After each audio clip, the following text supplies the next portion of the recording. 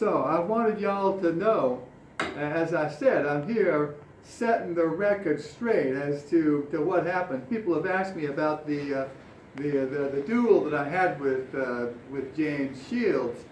So this is not exactly the broadsword that I did use, that I specified in the parameters of the duel. As y'all know, I was a little bit unkind in the way that I approached James Shields, and I made fun of him personally as well as politically, I guess you would say. And so he said, retract what you've said or else. So I said, well, ask me a little nicer and maybe I'll retract. And so he said, I'll challenge you to a duel.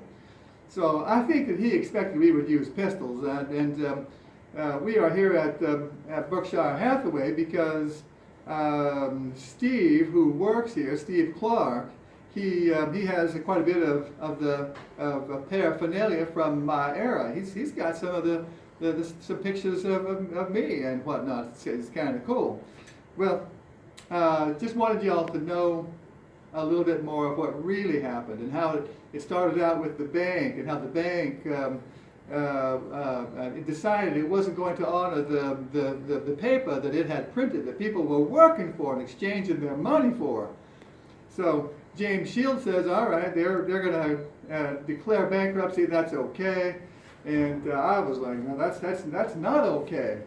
And I was so mad at James that of course I made fun of him personally. I said that I had him saying that he was the most coolest person on the planet, and that all the women loved him, and he was so handsome and so interesting, and so people all over the city. I wrote this in the Sangamo Journal, and anyway, so he had a right to be angry, and I did learn my lesson. I became a little bit more diplomatic, I guess you'd say, in my efforts to persuade people to change their minds. But back to this, to the duel. So when he challenged me to a duel, I mean, he was a crack shot. The guy was, if we'd have done pistols, I don't think I would have had a chance.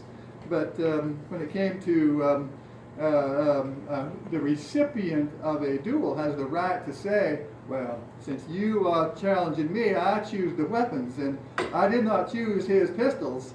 We're going over to Steve's place a little bit later, because he has some pistols that were very much like the pistols that I would have been using, and that if I had chosen pistols for the duel. And then of course he probably wouldn't know about me because he would have killed me. And I felt like I thought, hey, I can disarm him with broadswords. And so the rules that I made, we had a log between us. We were fighting in a pit, and by the rules, if either one of us stepped over it was actually a board. If you stepped over the board, that was the death penalty was imposed. So essentially, I could reach him, but he couldn't reach me. And so this is more of a medieval sword. And the sword that I selected were broadswords. But this is a pretty heavy sword. And I never did find anybody who could hold an axe in the way that I could hold an axe. I could hold an axe like this. Let me just demonstrate. Between my finger and my thumb, I could hold it, a 7-pound axe, just like this. I never found anybody else who could do it. And I could hold it just as easily as I'm holding this the scabbard here. So the advantage was definitely mine. So we got to the place, and I was using this sword to hopefully intimidate the good man James Shields.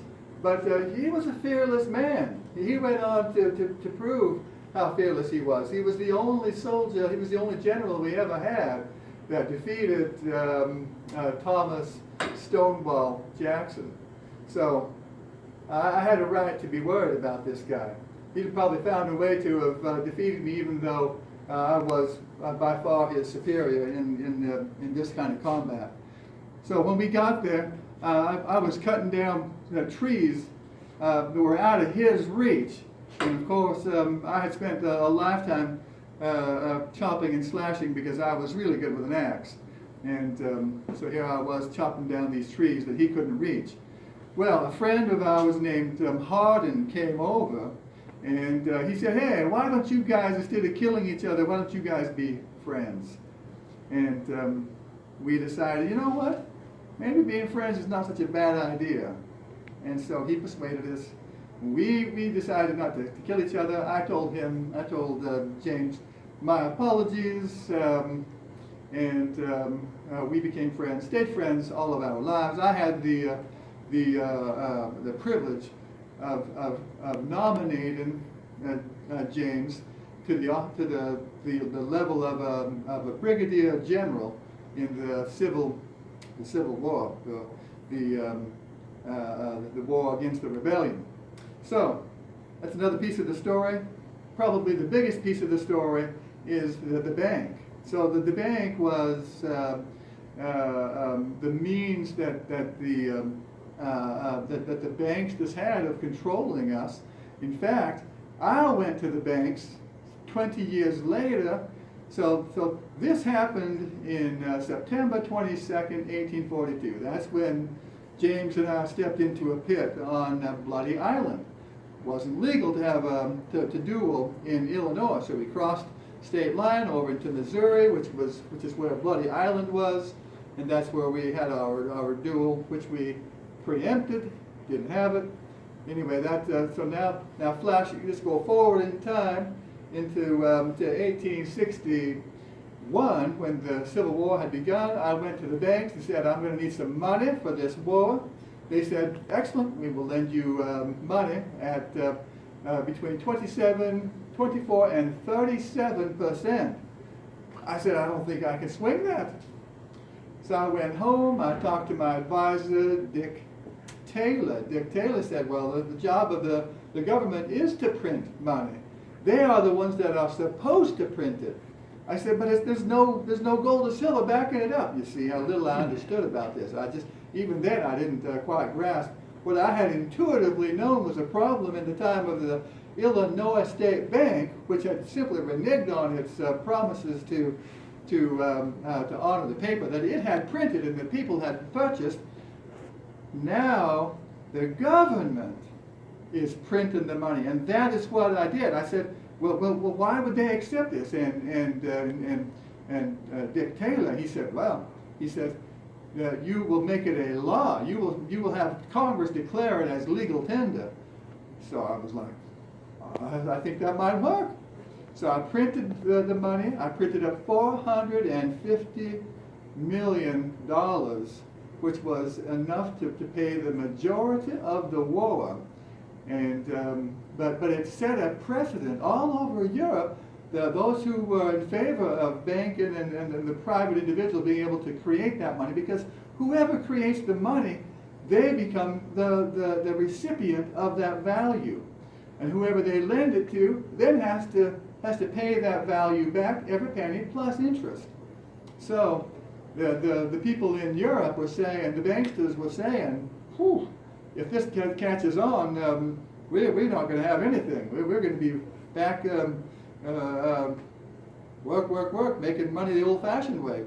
So it wasn't too long after the war ended that, of course, my demise also came about. And all of it has having to do with banks, having to do with swords, having to do with James Shields, my learning to be a little bit more of a friend with people that I disagreed with. One of the great stories of history that I have a chance to come back and talk about and set the story straight. Or should I say, set the record straight. Thank you very much for letting me come back and tell you what really happened.